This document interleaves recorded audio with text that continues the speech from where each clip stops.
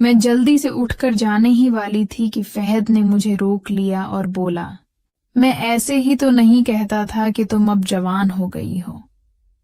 फहद ने बड़े प्यार से मुझे उठाया, बेड पर ले जाकर डाल दिया और खुद भी मेरे साथ लेट गया। मैं शर्म से शर्माई हुई कि अब क्या करूं, लेकिन वो अपने काम में लग चुका था। मैं बार बार कहती रही, फहद, मैं तुम्हारी भाभी नादिया हूं, अभी मेरी शादी भी हुई नहीं। लेकिन फहद मेरी एक बात भी नहीं सुन रहा था और कह रहा था कि एक बार खेल लो, फिर सीख जाओगी। मैं भी दिल ही दिल से इसके साथ शामिल हो गई। वो जोर से हरकत करता तो दर्द होने लगता और मैं थिकन महसूस करती, लेकिन उसके अंदाज और तजुर्बे की वजह से मैं भी मुकम्मल तौर पर शामिल हो गई। रात की तन्हाई में घर में सिर्फ सईदा अम्मी, अबू महमूद और हम थे, और फहद की ये हरकतें मुझे मजीद उलझा रही थीं। अगले दिन फहद मेरे करीब आया और कहा कि तुमने मेरा सर दर्द खत्म कर दिया। मैं तुम्हारा शुक्रिया अदा करता हूं। इससे मेरा दिल और ज्यादा बेकाबू होने लगा, क्योंकि मैं जानती थी कि अगर भाभी नादिया ने फिर कोई इशारा किया तो मैं खुद को रोक नहीं पाऊंगी।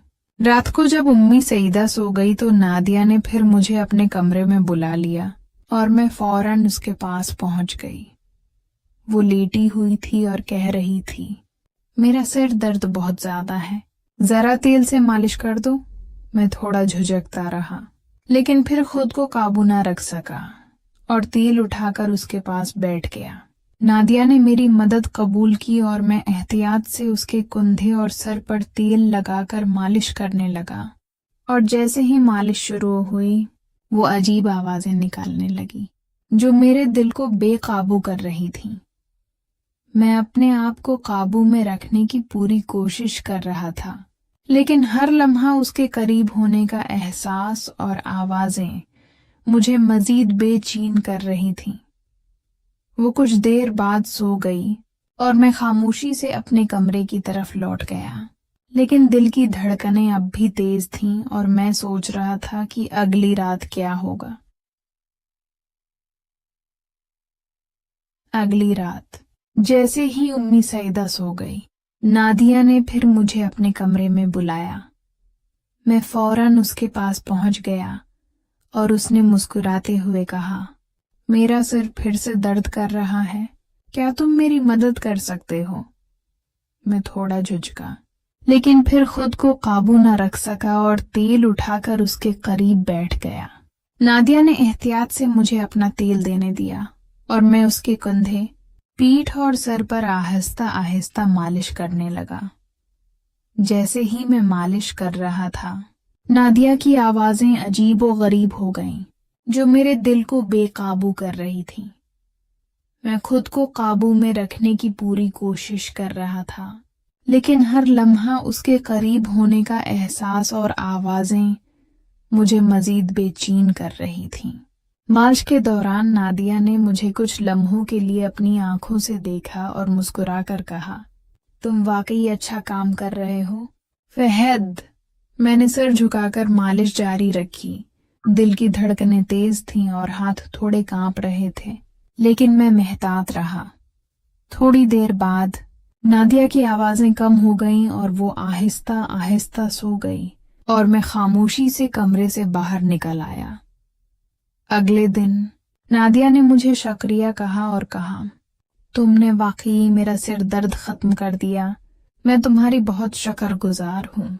मैं शर्म से शर्माई हुई और दिल में सोचने लगा कि अगर नादिया ने फिर कोई फरमाइश की तो मैं खुद को काबू में नहीं रख पाऊंगा। दिन भर में अपनी पढ़ाई और काम के साथ मसरूफ रहा, लेकिन रात को दिल की धड़कनें और यादें मुझे सुकून न देने दें। जैसे ही रात हुई और उम्मी सो गई, नादिया ने फिर मुझे अपने कमरे में बुलाया और मैं फौरन पहुंच गया। वो लेटी हुई थी और मैं एहतियात से उसके करीब बैठ गया। तेल की बोतल हाथ में थी और दिल में खौफ और ख्वाहिश का मिला जला एहसास था। नादिया ने आहिस्ता कहा, फहद, तुम हमेशा मेरे साथ रहते हो, यही मुझे सुकून देता है। मैंने सिर झुकाकर मालिश शुरू की और उसकी आवाजें और हरकत मुझे मुकम्मल तौर पर बेकाबू कर रही थीं। मैं सोच रहा था कि ये लम्हात शायद सिर्फ हमारी तन्हाई और जज्बात की शिद्दत की वजह से हैं, लेकिन दिल की धड़कनें और एहसासात मुझे मजीद करीब ले जा रहे थे। रात के सन्नाटे में मैं और नादिया खामोशी से ये लम्हे गुजार रहे थे और मैं जानता था कि ये तजर्बा हमें और करीब कर रहा है और हर दिन के साथ ये ताल्लुक और मजबूत होता जा रहा है।